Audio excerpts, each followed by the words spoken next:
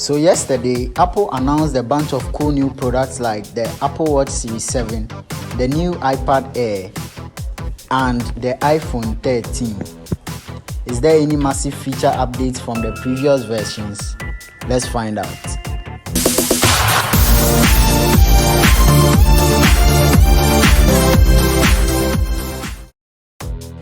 First off, the iPad Air. It has an A13 Bionic chip from the iPhone 11.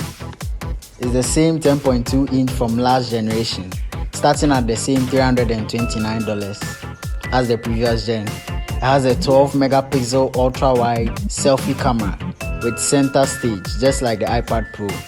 It comes over 64 gig of base storage, and you can work your way up from there. Now to the iPad mini.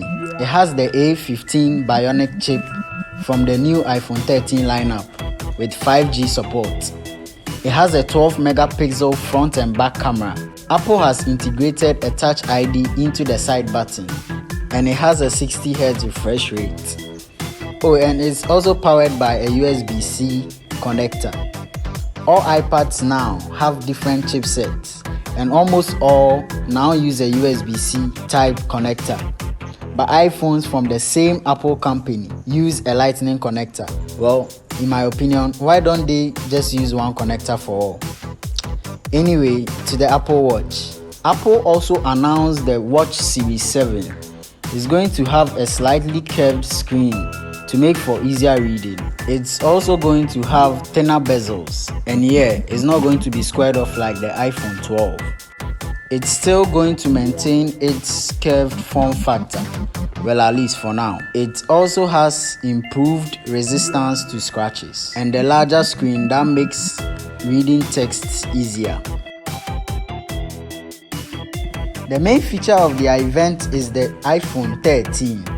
Apple released 4 models: the 13 mini, the 13 itself, the 13 Pro, and the 13 Pro Max. All of these phones will have a 20% smaller notch up top for more screen real estate, and it has the same camera and Face ID internals. The main update screen-wise is the 120 Hz in the Pro phones. This has been long overdue, and it's now coming to iPhones. The 120 Hz means smoother web browsing and scrolling through your normal texts and all that.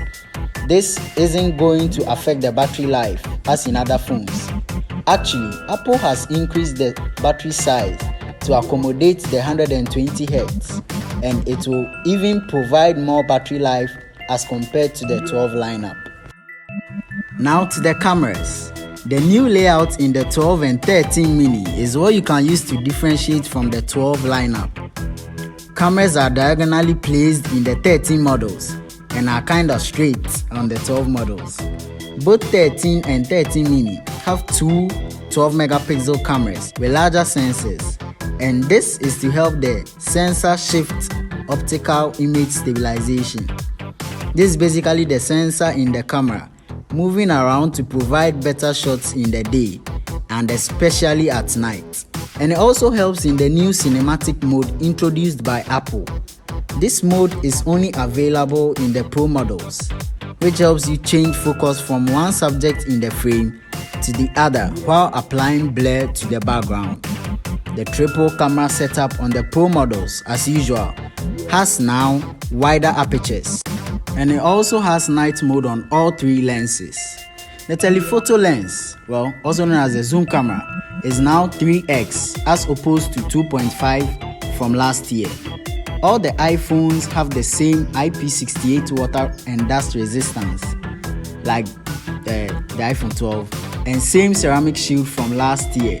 And this time, the base storage for all the models is 128 gigs. Now all these iPhone 13 models will have the A15 Bionic chip, where Apple says it is the faster chipset in a smartphone ever. Typical Apple. Now to the prices.